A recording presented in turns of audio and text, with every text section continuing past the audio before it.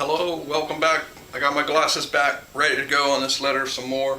And we're going to look at something else today. We're going to look at this quilt from the Manson family because it has a lot to do with what this letter's talking about right now.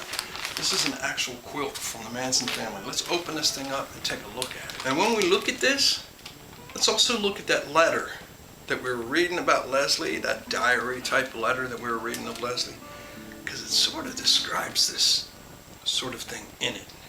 And it'll really take us into what she's talking about then. So let's look at this and start reading a little bit more of that letter. It was mentioned one day that we all go back to the ranch. We divided into small groups to get down there. However, we had managed to leave the bus in a friend's parking lot. Some of the family got a ride down in a 1969 camper with Juanita. She was a large blonde who was very much like a mama. The carefree vibration of the family attracted her and she decided to stay.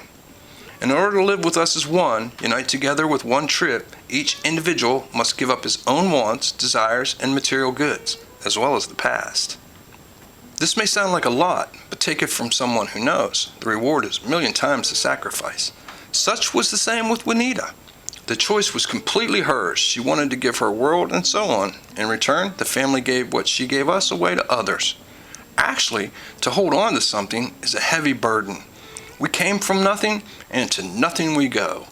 What good will a cardboard house or a tin car be when you die? Make yourself an open hole through which many things may pass. The family enjoys giving things away so much that many times a brother would leave in a car and hitchhike home. At the same time, another brother hitchhikes somewhere and comes home with a car and the pink slip. What goes around comes around when you have no limitations. After a week or two, the bus returned to the ranch in running order. The inside had been tattered and torn, so it was time to fix it over. We built a platform about 2 feet high under which we could put supplies. Then we placed about 4 king-size mattresses on top of the platform. We laid a beautiful ivory cream colored carpet with big pink roses worked into the corners on the front floor. A gold tapestry was draped on the roof and a black tapestry with red roses on the sides. The bed area had red satin curtains that opened and closed as a divider when it was necessary, and the back door was covered with light blue-green silk that had black fringe dangling over it. The bed was made with black and purple satin sheets and covered with a patchwork quilt we had been sewing on by hand. Everything we ever do is done by hand, and with all the love we've got. The fingers on our hands are nimble enough to create the most delicate works of the imagination. Wiggle your fingers and relax the stiffness and watch them perform beautiful dances before your eyes. During the time we worked on the bus, the family was living in the farmhouse. These days seemed to be a time when we would break down most of our walls and begin again. Give our trite personalities we were stamped with up and become the universal person, starting with Adam and Eve, up to kings and queens, elves, cowboys, miners, and eons of others. From the start of our new life as a babe, we have been conditioned to act according to the set program. We, meaning every person young and old, are taught to doubt our perfection, always striving to be better than the next, living within the boundaries of a conformed society. Were we not born perfect as a baby?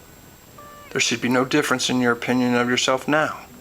You are just as perfect now as you were as a child. Your opinions of yourself are what make you what you are. Who taught you to make opinions? Your parents and authorities. Who taught them the same?